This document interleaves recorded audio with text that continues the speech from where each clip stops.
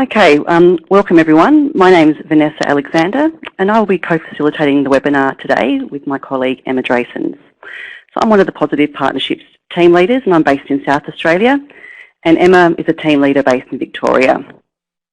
So this webinar is aimed at assisting you to understand sensory processing. We're going to be looking at the unique differences that people on the autism spectrum may have with processing information from all of their senses and the types of strategies that can assist. Before we get started though, we're just going to run through a few of the features of our webinar today.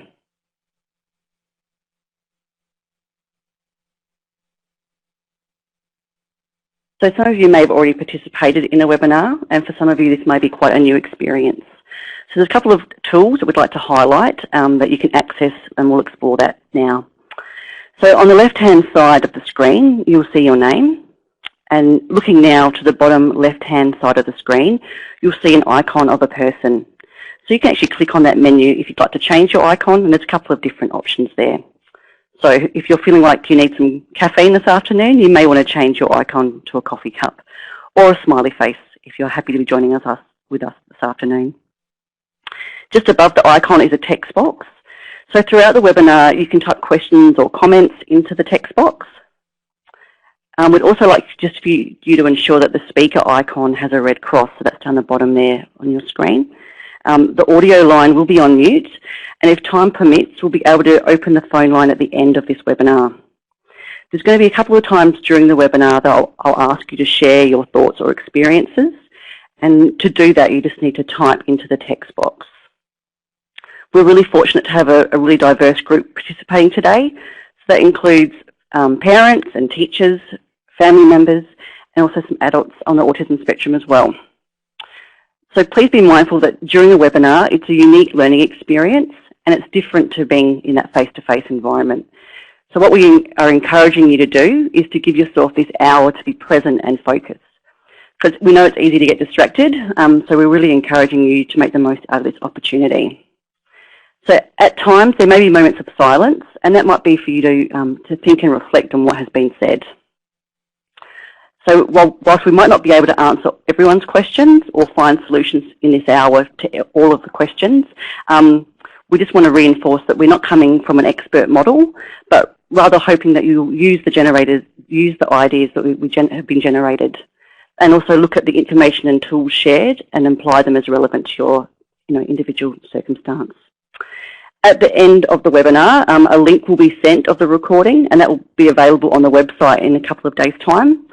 We will also email to you resources and links that are being shared, so you'll have that to reflect on. Okay, so as I mentioned before, it's wonderful for you all to join us this afternoon. In addition to workshops and other projects that Positive Partnerships are involved in, webinars provide a really great opportunity for you to connect with us in different ways. We know that some of you have registered on behalf of a group of people. So if that's your circumstance, could you please type into the text box now how many people you have working alongside of you? So there might be a few people sitting around a computer right now. It would be great for us to capture how many people are participating. I'm going to ask Emma in just a moment to put up a poll. So there we go there. So if you could also just click on your state or territory to tell us where you're joining from, because it's great to sort of see where people are joining us from today.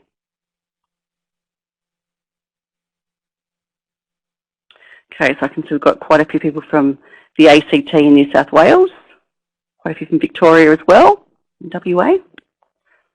Great. Thanks, Emma. So to look at our intentions for today's webinar, what we're going to be exploring is, as I mentioned, sensory processing, and particularly to consider the impact that sensory processing has on young people on the autism spectrum, and then discuss strategies that can support those sensory needs. Probably one of the biggest and least understood challenges for those of us supporting people on the autism spectrum can be identifying and supporting an individual's sensory needs. Often individuals can be challenged by the sensory information that overwhelms them.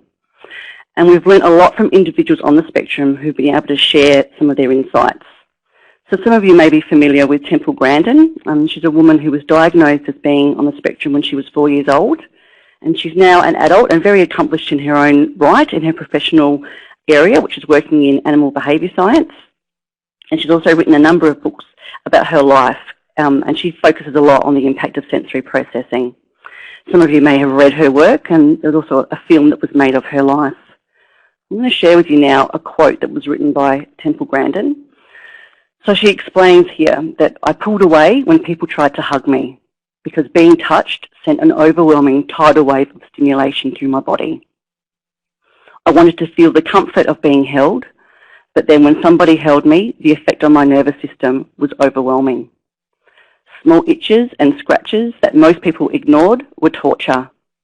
A scratchy petticoat was like sand rubbing against my skin raw. Hair washing was also awful. When mother scrubbed my hair, my scalp hurt. I also had problems with adapting to new types of clothes. It took several days for me to stop feeling a new type of clothing on my body, or as another person adapts to the change from pants to a dress in 5 minutes. New underwear causes great discomfort, and I have to wash it before I can wear it. I also liked long pants because I disliked the feeling of my legs touching against each other. So this highlights the intense feeling that she experienced through her senses that most people would just, cope with and take for granted. We're now going to look here around how autism is diagnosed, and what this slide represents are the two core areas that are associated with the diagnosis of autism spectrum disorder. So on the left side is the domain of social and communication skills, and on the right-hand side is the area of behaviour, interests and activities. So sensory processing fits into this right-hand side domain and is explored as part of the assessment process. So more information on autism and the diagnostic process can be assessment process. So more information on autism and the diagnostic process can be found on the Positive Partnerships website. I also want to make a note here that throughout the webinar, we will be referring to people with a diagnosis of autism as young people on the autism spectrum. So what I'd like to do now is ask you, what do you think sensory processing is? So if you could take a moment to think about that and then type away into the text box there what it means to you. And there is no right or wrong answer. We're just really keen to hear your thoughts about this question, what do you think sensory processing is?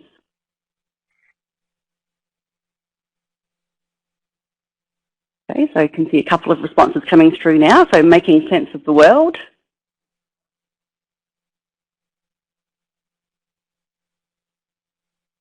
Yep, smelling. So there's some examples there, yeah, of different senses. Our body receives and processes the environment through our senses. Yep, fantastic.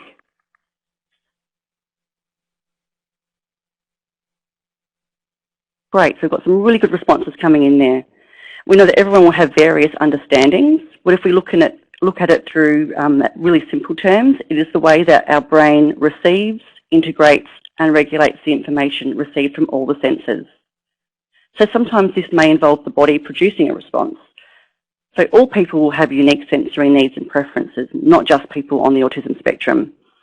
So for example, if you're listening to me now, for you to be able to cope with that, with listening and concentrating, you may be tapping your foot or rocking on your chair, chewing on gum. So these are all sensory ways of coping.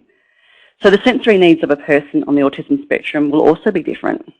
Sensory processing difficulties or differences may impact on a person's ability to learn, socialise and cope at home or at school and in the community. So we know that it really impacts on everything. So if we were to look at this idea of, well, what role does it play in our life, I guess, again, if we look at it in really simple terms, it impacts on everything that we do. So we all need to understand the environment around us to be able to feel safe, connected and able to learn. And so for us to do that, we need to be able to process information from all of the senses simultaneously. So our brain and our nervous system has the ability to either turn up or turn down sensory information in order to focus on what is relevant in that environment. So that could be things like filtering out noises that may distract us, such as a ticking clock. However, if we think about if a loud noise was to enter our environment, such as a fire alarm, most of us would then typically register this and then know how to react or respond. So if we now consider what that might look in action for people on the autism spectrum, let's consider a school day. a typical kind of school day. So if we think about the different activities and experiences that will require efficient processing of information to cope with things like changes in routines, it could be group learning activities, working on your own, a really busy visual environment or a noisy setting, all of these tasks could be going on. So for some individuals on the spectrum, they may withdraw or become very overloaded by some of those learning activities and social situations due to their sensory needs. And for some young people, the sensory environment can become, very, very overwhelming, and that can result, particularly in the afternoon or after school, resulting in a meltdown. So I'd be really interested in the text box if you could type in there if that's a familiar experience to you, whether you've experienced that as a parent or as a teacher or someone on the spectrum that might occur throughout the day, coping with that sensory input.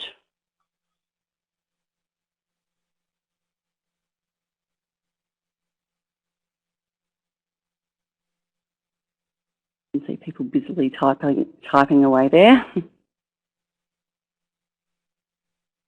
Yeah. So Sarah, thank you. You've seen that quite a lot with students that you support, you've worked with. Yeah, that's a really good point, Emma. Sometimes that, particularly towards the end of the term, students might be less tolerant to coping with some of that input as well. Yeah. Fantastic. Thanks, Helen. So as a teacher's aide, I guess you would see that a lot, that can really impact on not only in the classroom, but also out in the yard as well. Okay. So we're now going to spend a little bit of time looking at the senses. So commonly we're sort of taught about there being 5 senses, such as touch, vision, gustatory, hearing and smell. And these 5 senses are called FAR senses, which provide information about what is coming into our bodies from the environment outside. However, there are 2 more, which we're going to explore in a bit more in just a moment. But before we do that, I'm going to look at the 5 senses first. So if we start with touch, so this is also referred to as the tactile system, and this is where information comes in from the skin, including the inside of the mouth. And there are also some touch receptors, we call them, on other areas inside the body. So for this reason, touch can act as both a near and a far sense. Touch receptors are not evenly spaced over the skin, and some areas such as the fingertips or soles of the feet and also our lips, they can provide more touch information than other parts of our body. So if we also consider that pain and temperature are also registered by this sense, and that's really important in protecting us from harm.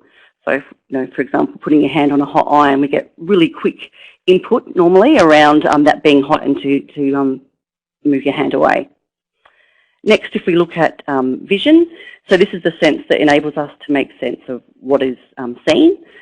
The eye, or more specifically the retina of the eye, is stimulated by light and provides information about objects, people, distance, and that also helps us to determine our position in space. And so it's used to confirm all the other sensory input from our other senses. If we look at hearing, that's also called the auditory system, and this sense involves the ear and allows for accurate interpretation of speech and environmental sounds. It can also help us to determine things like pitch and volume of a sound, and also to locate the source where that sound is coming in from. Now, gustatory, that word, also, I guess that primarily relates to our sense of taste, and information is received via the tongue, jaw and mouth. So it's not just the tongue that you might think, there's other things as well. And it provides information about different types of taste, so that could be things if they're sweet or sour, bitter, spicy or salty. And it's also closely associated with smell, so those 2 senses work hand in hand. And that helps us to determine whether an item is safe to eat, for example. So if we go into the sense of smell, that's often referred to as the olfactory sense. And that's, smell is the information received via the chemical receptors in the nose.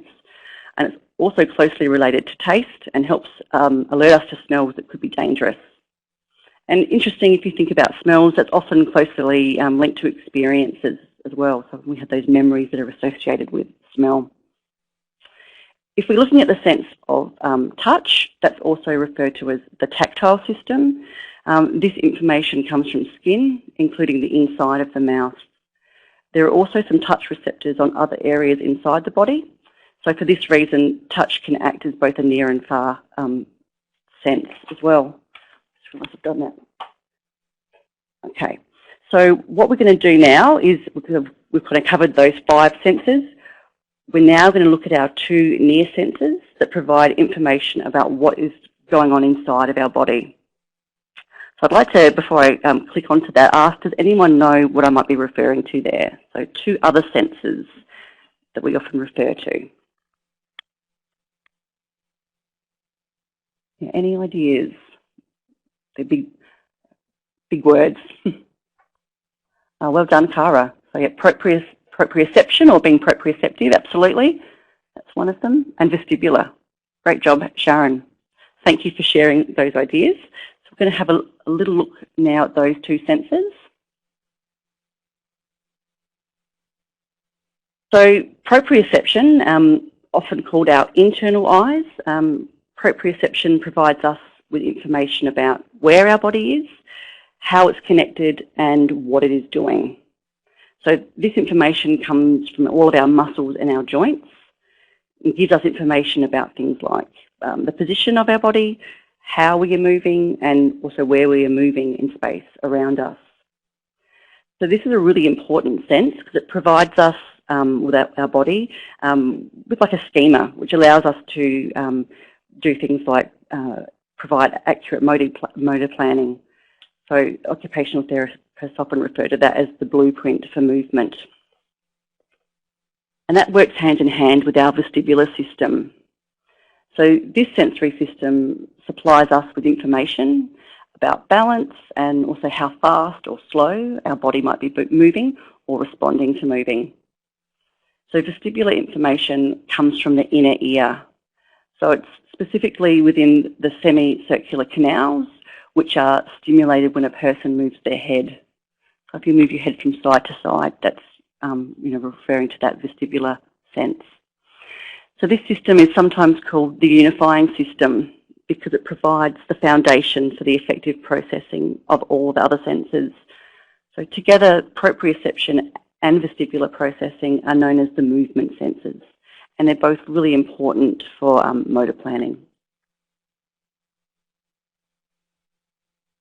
So what I'd like you to do now is think for a moment about your own sensory processing and your own preferences. So a good example that I like to give is if I was standing next to you and ran my fingers down a blackboard, for example, that would have, for most people, an immediate response of things that are unpleasant or can be very irritating for us. So if we think about your own preferences and things that you like, if anyone's willing to share, yeah, that's right, Carmel, I would be screaming too. Yeah, if anyone's got something that they're willing to share, I'd be really interested to look at what some of your preferences might be. Sometimes people might like things like the texture of crunchy food or raw vegetables. They really enjoy that crunch, but find it unpleasant to eat soft foods like mashed potato or avocado. Noisy chewing, yes, Sharon, I'm with you on that one. That can be really distressing. Nail polish remover, absolutely. Walking in sand, yep. It's great. That's a really good point, Wendy, that you find the radio on while driving really distracting, particularly in peak hour, whereas other people might actually find that more relaxing to have that. So that's where we have those individual differences. Texture of beetroot, come on, okay. Yeah, absolutely. Textures can be really rubbing your teeth together. Fantastic. Thanks, everyone. It's really interesting to read about the different things that people like and don't like. Okay, Suzanne, you like roller coasters and that movement. Fantastic. Okay, so what we're going to do now is watch a short film clip about how people on the autism spectrum may experience input from their senses. Now, this film clip was developed by the National Autistic Society in the UK last year, and it was done in consultation with young people on the autism spectrum, and it shows a realistic portrayal of this young boy in the clip. So I do want to also say that it is some of it can be a little bit confronting to watch or lead to an emotional response. The film clip itself includes some loud noises and bright flashing lights. It's going to go for about 2.5 minutes. So you do have the option of turning away if you would prefer not to watch it. So now's also the time to turn on your speaker, as the sound will come through your computer, not the phone line. There may also be a pause before the film clip starts, and this is to allow time for everyone's computer to load. Okay.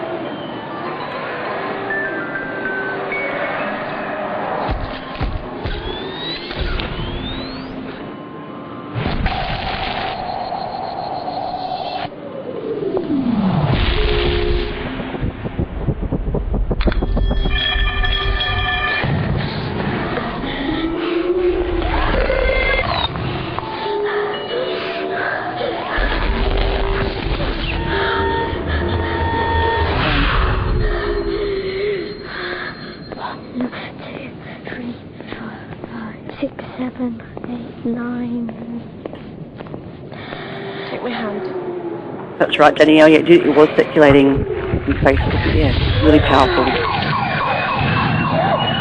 Emma has just put the link to the clip there in the text box as well. And yeah, I agree, Tracy. It is really interesting to look at it from that perspective of the child's view. And I just get too much information. If anyone is having any technical difficulties, Emma has posted the link there for you to be able to watch in your own time as well.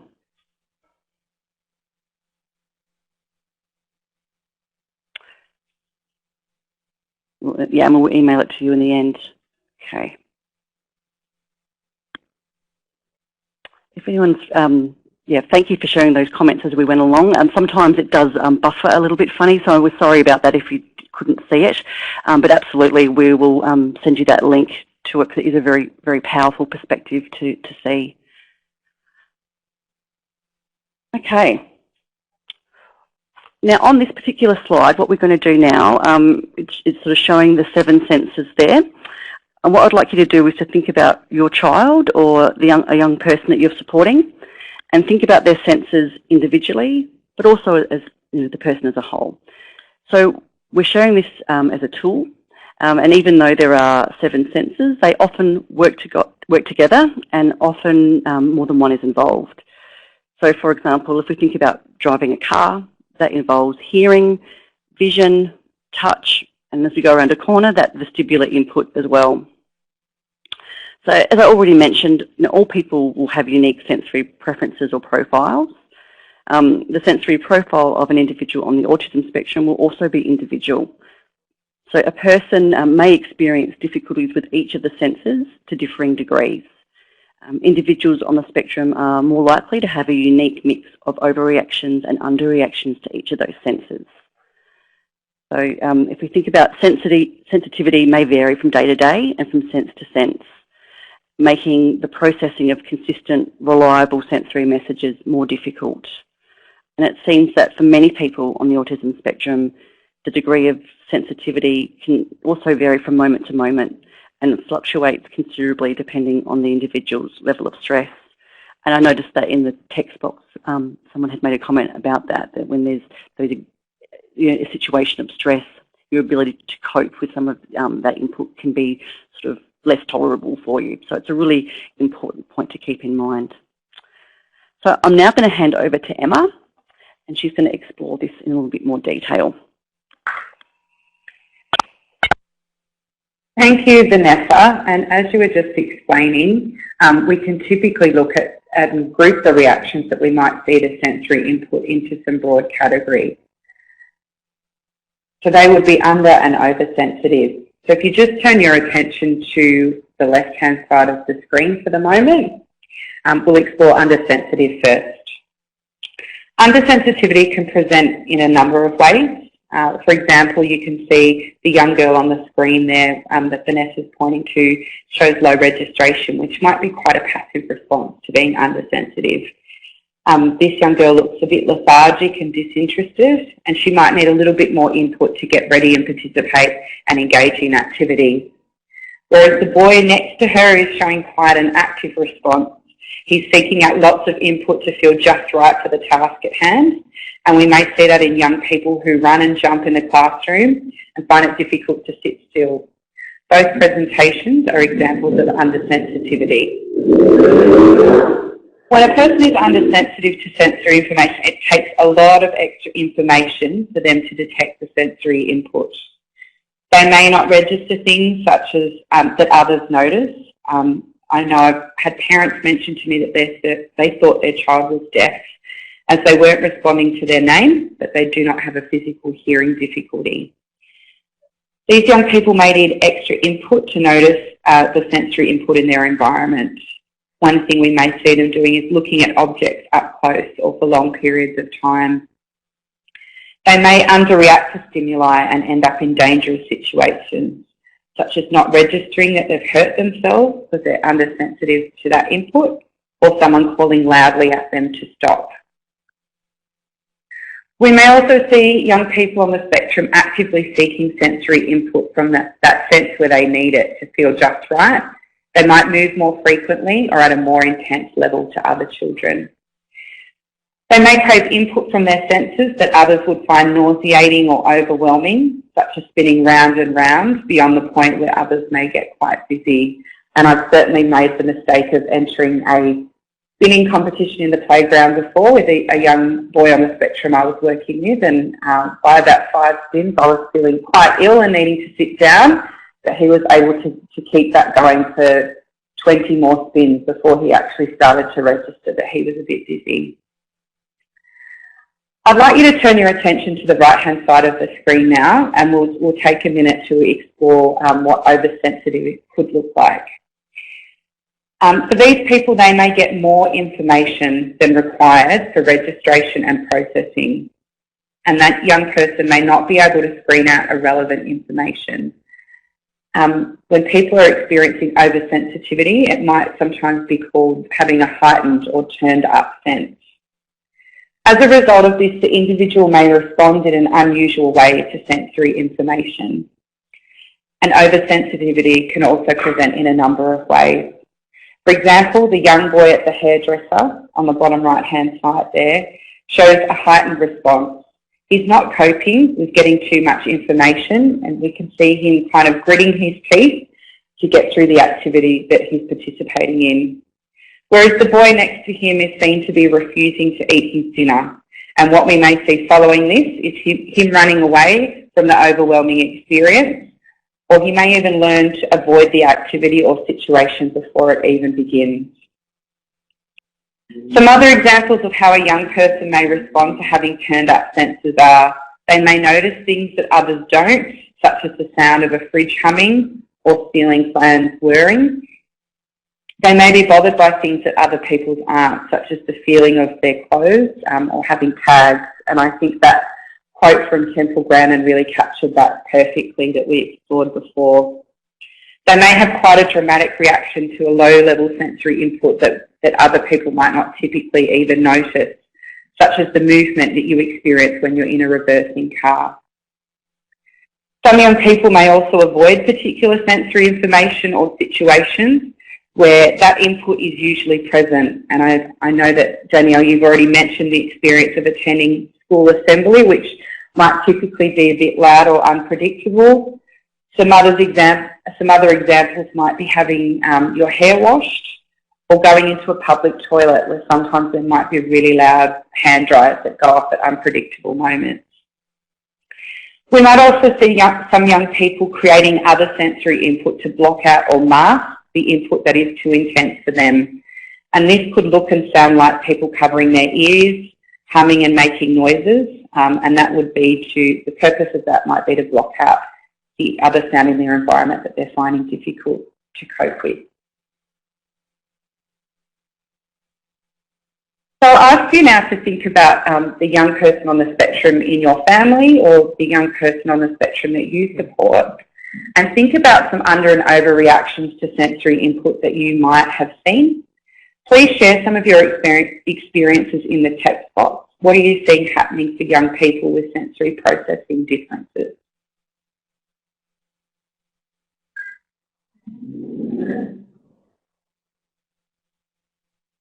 And I can see a few people are beginning to type away. Yeah, absolutely, Ali. I think that refusing to eat certain foods is sometimes considered a challenging or difficult behaviour, but it can sometimes have a sensory basis to it. Covering hands over ears to block out noise. Yes, and I agree, Kerry. Children having to change uniforms or wear different clothing for different seasons can be a tricky one as well. Food touching on the plate, Chris, I've certainly heard parents report that one before as well. And we're seeing some quite active responses as well. Children that might be quite busy and actively seeking out that input and movement that they need. And shopping centres, absolutely, Kerry. I think that video really captured that perfectly. And I think all the examples that you've shared there really just highlight the individual differences that we might see and how sensory processing differences can be quite varied for different people and across even different times of the day and in different environments.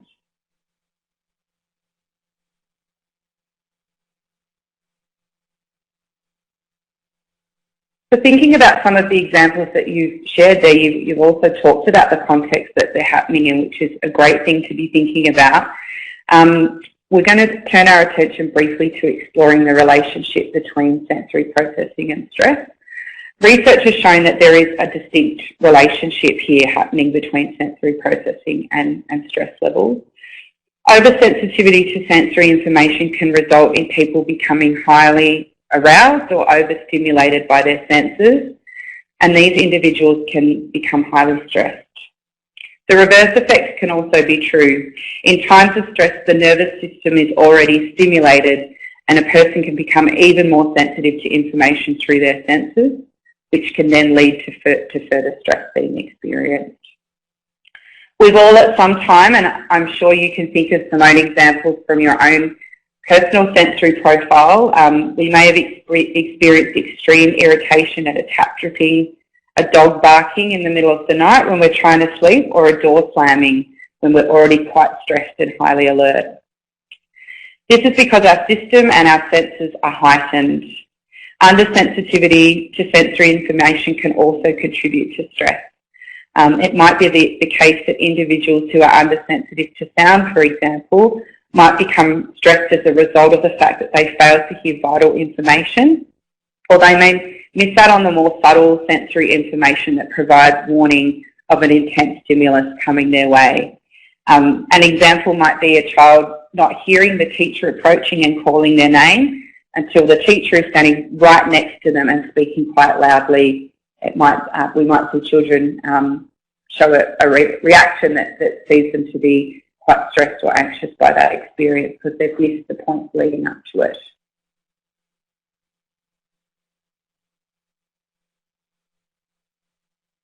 We're just going to take a moment to explore a tool that Positive Partnerships has developed, which is called the Planning Matrix. For any of you that have attended one of our workshops or participated in a webinar before, this might be familiar to you. For others, that we do have a module on our website that you can check in with later to explore this tool further. But in a nutshell, it's used to identify individual characteristics, possible impacts, and then plan appropriate supports and strategies for any young people that learn or behave differently.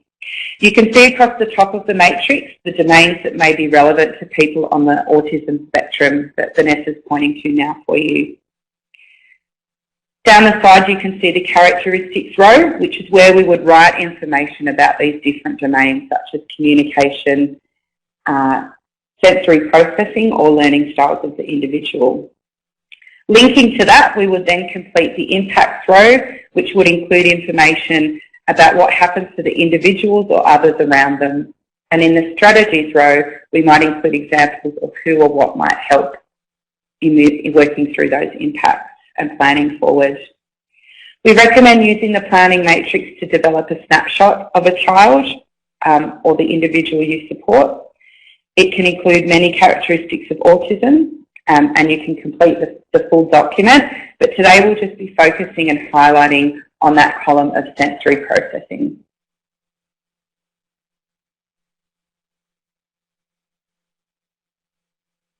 So for example, in this matrix, we're looking at some behaviours of a young person that we might see who's undersensitive at times to proprioceptive input and is therefore seeking it out.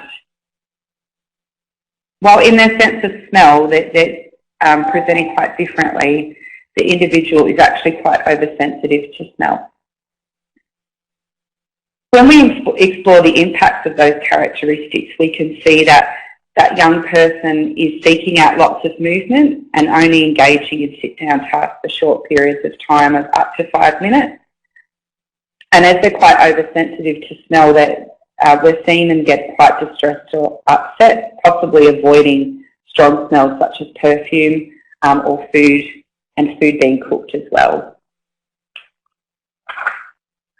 We'll revisit this in a few moments to add to the strategies row. But before we do that, we're going to take a little bit of a bigger picture of what might be going on for individuals in relation to sensory processing. We need to consider that sensory processing may be a possible trigger of other behaviours and factoring that it can serve a function for the individual. For example, we may see children becoming more active for the individual. For example, we may see children becoming more active or restless and needing a movement break, but they may not be self-aware or have the communication skills to ask for a break. At times it can be difficult to identify whether a behaviour is occurring to meet a sensory need. For example, some behaviours such as rocking or flapping hands may be a calming and self-regulation strategy that we don't necessarily want to stop. It's really serving a purpose for that individual. So I think a good way to think about things is it's important to be a detective before we start developing support strategies or looking at behaviours that we might want to change or shape.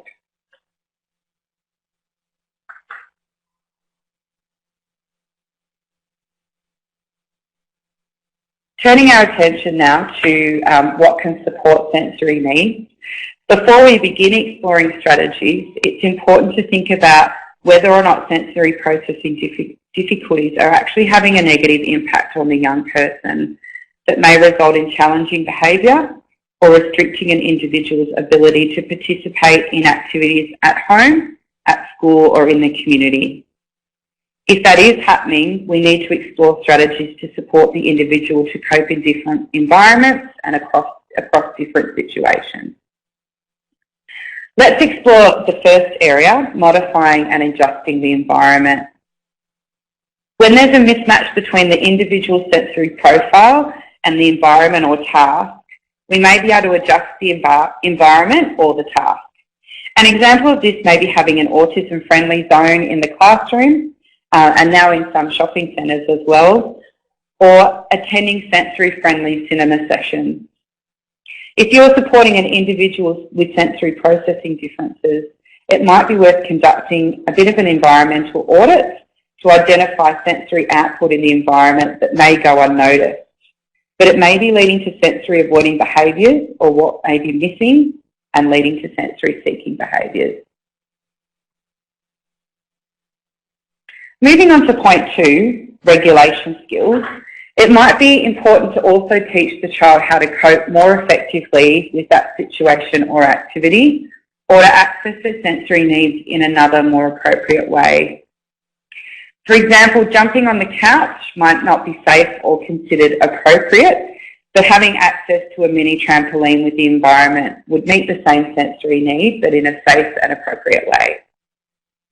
If possible, consulting with a professional with expertise in sensory processing may also be helpful. An occupational therapist may spend time observing your young person's behaviour and their responses to sensory information in order to understand how his or her sensory system works and develop a sensory profile which may assist you and the individual to work out what strategies could support that young person as well.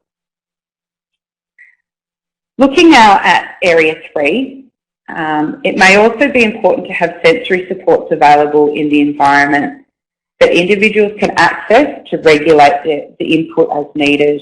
And we can see a picture here of a young man who's got some headphones on. It's important that if those sensory supports are needed, that they're readily available in the environment. Some other simple examples might be having fidget toys in pockets or on the desk available for children where that helps them to concentrate on tasks. While that's not always possible in every environment, that really brings us to the fourth point to consider, which is if sensory supports are not available within the environment or can't be accessed independently, what's the way that we can make that happen? So the example given there is a break card. A social story might be another example, which outlines what the individual can do. It might be worth taking some time to explore how the individual will communicate their needs, and using a visual support is just one example of this.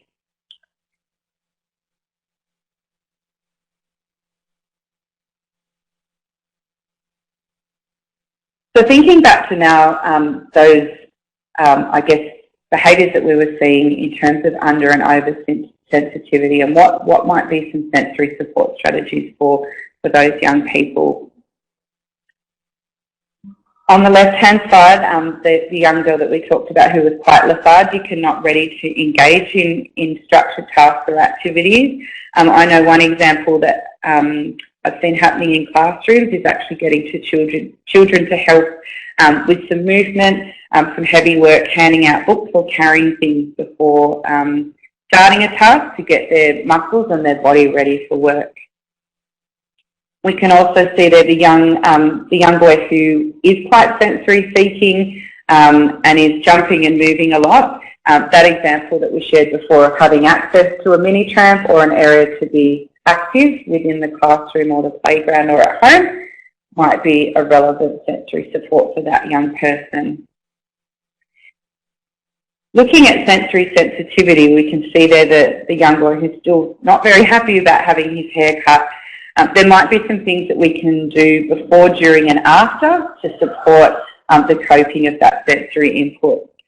So some examples might be having a deep massage or some deep pressure through the head or shoulders before receiving that sensory input, using a timer on a phone or an app so that the young person can see when that less pleasant experience will be over, engaging in a favourite activity during or following to help that young person to cope, which might be watching something on an iPad while that's happening to help people get through something that's not easy to cope with for them.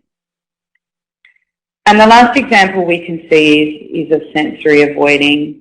I think in terms of eating difficulties, it's always really helpful where possible to consult with an occupational therapist, and they may recommend things such as reducing smells within the environment generally, starting with encouraging children to eat foods that are similar in texture or colour to foods that they feel comfortable eating, but also attempting to expand that range of foods that children might eat at times when things are calm and not when things are quite stressed, which might happen often in the morning getting ready for school at breakfast time or in the evenings when everyone's tired at dinner time. So they're really just a few examples of things to think about. Let's look back now to our matrix and see what strategies might be relevant to put in place on this young person's sensory processing column.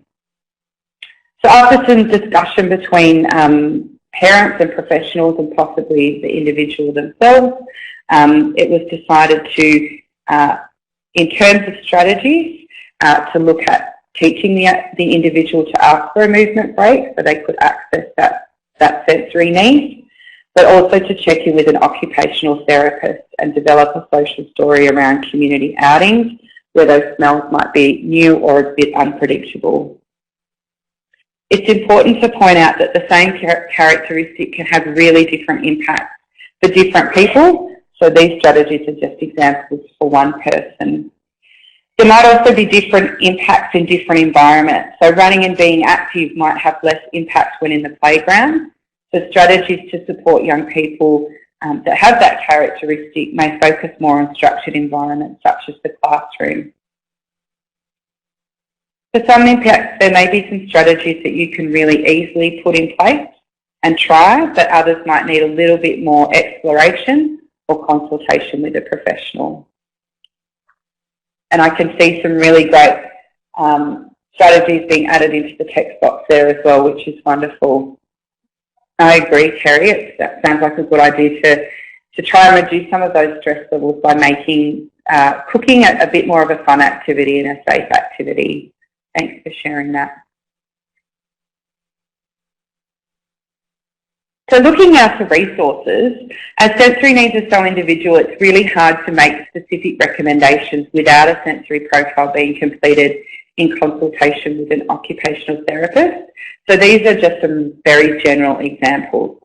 What you can see up on your screen now is that little blue wedge there in the middle of the screen is referred to as a move and sit cushion. And this can be used to place on a seat, and it means that children can have a wriggle and move while still being seated, but they'll get a little bit of extra input from the texture of that cushion. There's also a young man wearing some headphones on the screen there, and a younger boy wearing some jewellery, which can be worn by individuals that seek out that oral stimulation and input, but what they may turn to is chewing their clothes or other non-food items. So that's just one example of something that might be safer and more socially appropriate to access to that chewing need. It's worth noting as well that some sensory support can be really expensive, and that example of the move and sit cushion obviously is based on recommendations from an occupational therapist, but if you're just trying out things yourself at home, a hot water bottle from the $2 shop might actually meet the same purpose as a more expensive cushion if you're in that stage of just trialling what might work. It's also really important to consider the evidence behind different approaches, and a good motto to always remember and follow is to first do no harm. That's another great idea as well, Danielle, that you can rent some equipment to try it out before investing a larger amount of money and buying that. Thanks for that idea. So in addition to having sensory supports available, we might need to explore how we can teach a young person to regulate their sensory needs and access sensory supports. So there's a few examples up on the screen there of different options that might be available to a young person when they're feeling a bit overwhelmed and their environment is too noisy. This visual support may be used to teach individuals what they can do when that situation occurs.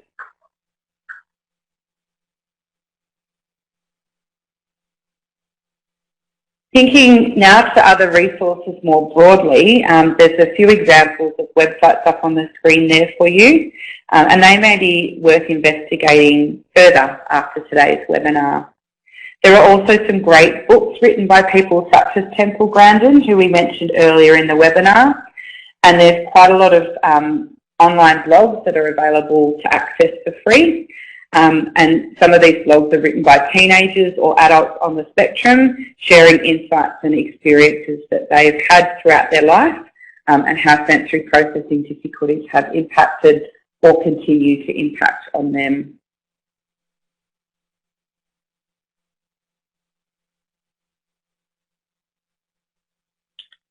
We also have a lot of further information and resources available on our website, including additional courses for parents and professionals and fact sheets, a few of which we've referred to today. Our homepage, which you can see here, is where parents and carers will be able to register for any of our upcoming workshops across all states and territories of Australia. And for any teachers or professionals, school personnel are encouraged to contact their sector leaders from their department or sector to find out about professional learning through positive partnerships. You could also ask your child's teacher to join one of our future webinars. We also encourage you to visit our Facebook page. We have over 6,500 followers, and this page includes tips and information regarding supporting school-aged children on the autism spectrum. We really hope that this page is a place that offers evidence-informed resources about autism, informs people about positive partnerships workshops, and acts as a forum for people to share their experiences of autism. We encourage you to like our page, where you can then stay up to date with what's happening within positive partnerships, and you can also leave comments, photos, videos and links on our Facebook page.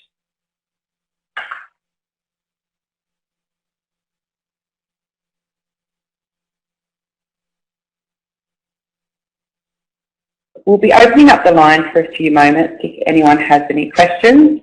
But before we do that, I'd like to thank you for your engagement and participation in this webinar today. We hope you found it useful and may be keen to dial into a future Positive Partnerships webinar or encourage someone else you know to join us. We really appreciate your feedback. It's important to us, and we're always looking at ways that we can change our webinars based on feedback. So we've included a short survey to help us further develop our webinars. Please click on the blue link on the screen, or Vanessa will also post the link in the text box, which you can click on in a few moments. Following today's webinar, you'll receive an email with some attached documents that were mentioned during our session today. And you'll also receive a copy of the slides and a link to the YouTube clip in case that didn't work for anyone that had some technical difficulties. We'll also leave the screen open for a few moments following 2 o'clock Eastern Standard Time today for anyone that wants to scroll back through the text box and look over some of those ideas or suggestions around sensory support. And you're welcome to type any comments in the text box.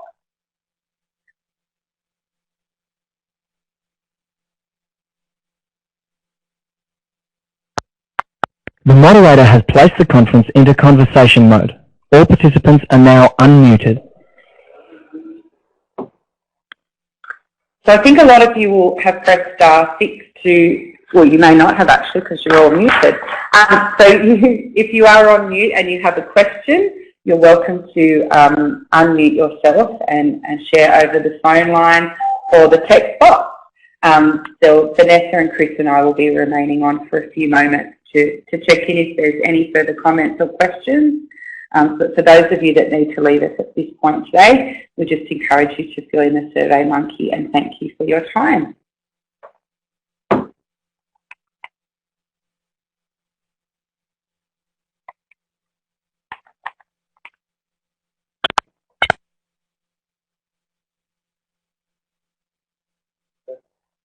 Hi Lucia, that's a great question.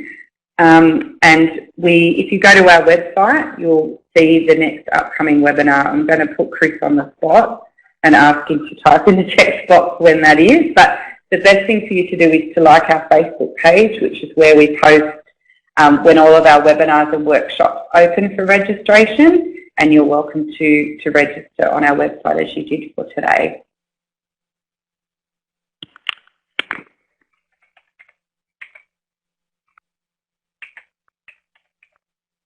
Were there any questions or comments that people wanted to share via the phone line?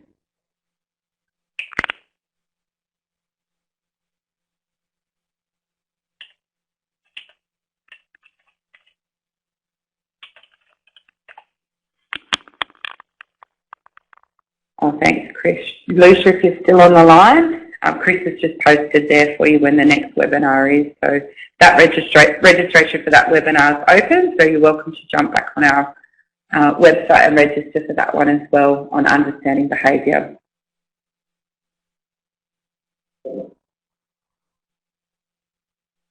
Okay, I'm going to place the phone line back into presentation mode, but please continue to use the text box and the webinar will remain open till just after 2 p.m.